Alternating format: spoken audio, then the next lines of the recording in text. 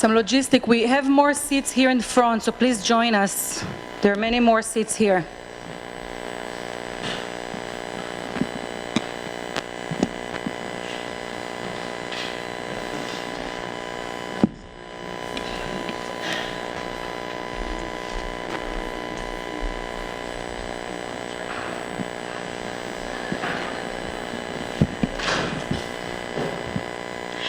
So I want to thank you for that beautiful bit of Torah that we started with, which I think is a great way to start a conversation about stories. About 2 weeks ago, the principal of my son's school had a talk about what it's like for fifth graders. I have a 10-year-old son. And she made the really startling announcement that fifth grade is the last year in which parents can tell stories and read stories at night to their kids. I heard a little bit of shock, right? I was stunned. I happen to have grown up in a home where my parents read to me and told me stories every night for a very, very, very long time, until I was a teenager. My mom told me stories from books. My mom was an early childhood educator, and my dad told me stories. Told me the stories of his youth. And I was born to listen to stories and to hear stories and then to tell stories. And I'm here to share with you about the power of stories and why stories are an important point of connection. And it happens that you all already, as educators, know so much about listening to stories and the value of stories, and stories as a point of connection.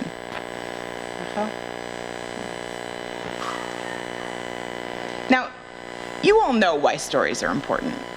Stories are important because they make you feel good. They convey information, and they're a part of a ritual that so many of us experience. We have the opportunity to be active participants in stories, or for those of us who are passive, we have the chance to be passive participants in listening to stories. They are visual, they are compelling, they share values. Sometimes we can totally check out when listening to a story, and they can make us relaxed. They can energize us. Stories convey so much power, but I want you to know that when I went to Google the word stories, I didn't come up with any pictures. I came up with books, and that was all. And I felt really sad that that was all that stories became about when we decided to talk about stories. Just in the internet, right? That's not the way that we talk about stories in the real world. But when we think about stories, it's so much more than books. And stories are important for so much more than what they look like when they're written down. So I want to think about what stories we like best. It happens that we all probably could spend some time thinking about the stories that we like the best. I will never forget some of the books that my son liked the best, right? Those of you who have been teaching for many, many years, you know the books in the classroom that the kids return to year after year after year.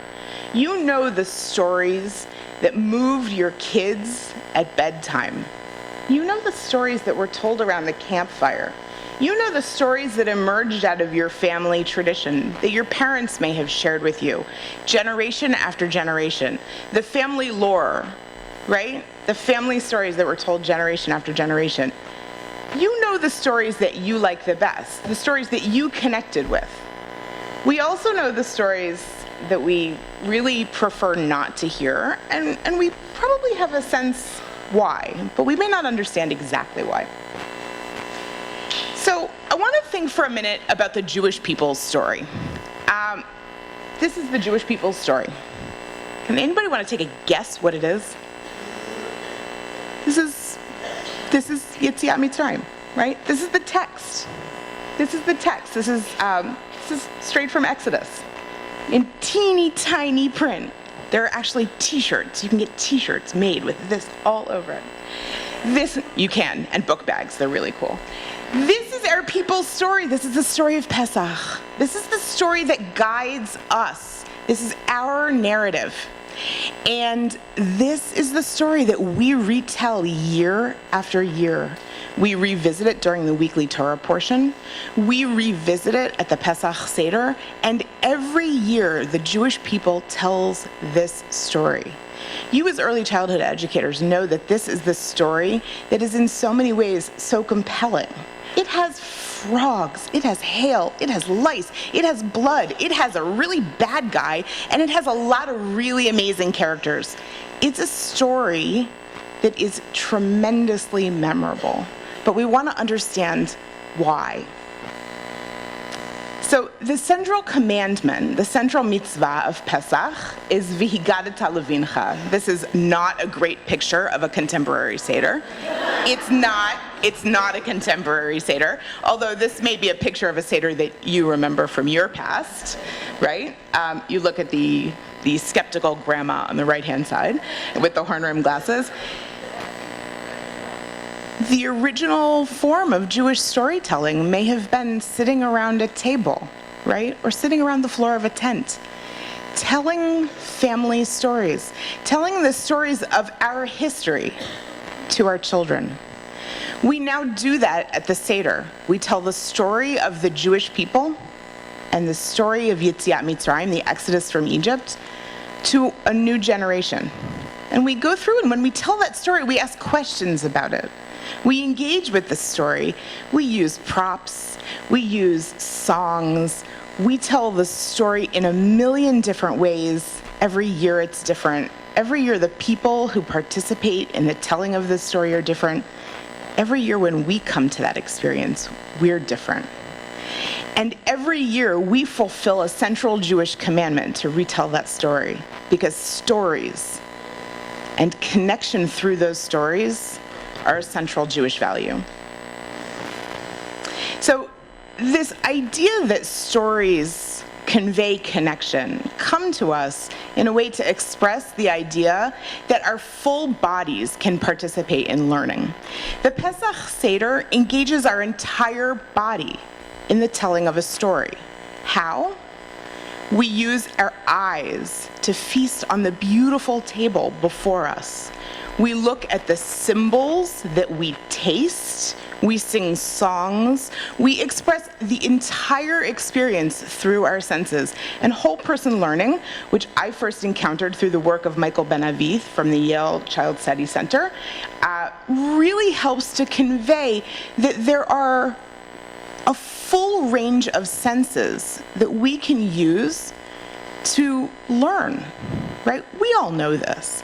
But when employed in the context of stories, there are new ways to approach telling and listening to stories. So when we think about telling stories and connecting to stories, I want to offer you a quick way to frame storytelling so that you can connect both as storytellers and as story listeners.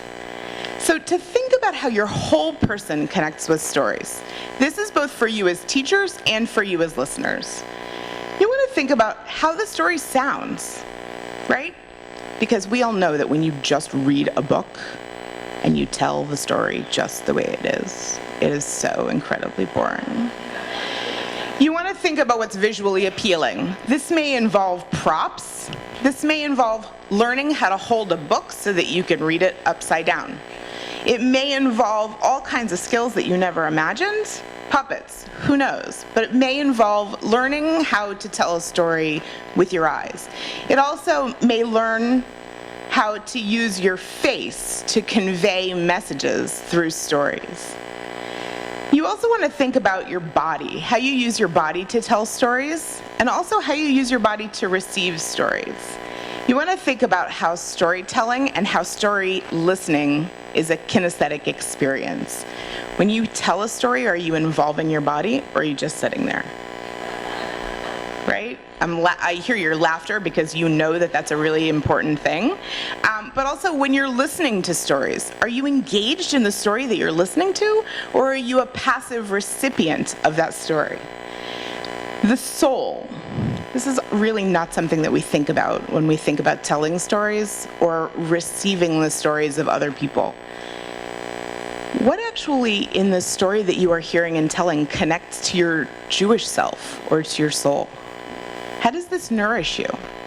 And to give your listeners and your tellers an opportunity to think about that really elevates the stories that we hear and that we tell to a new level. And then your heart. What about stories connects to your emotions? We sometimes don't allow ourselves to go to that place, and we want to give our storytellers and our story listeners a chance to really connect stories with emotions. One of my son's favorite books is a book called How Are You Peeling? I don't know if any of you are familiar with it. It's a really great book. Lots of fruit, lots of vegetables. It's a really great book that helps listeners to engage with the idea that we have emotions, and it's okay to talk about them. It's okay to think about them. So I want you to think about 3 categories of storytelling and of story listening, and what ways you can connect with stories. When you're the teller of a story, what changes? How do you connect with your audience? How do you connect with perhaps the single person who's listening to you? When you're the listener, what changes?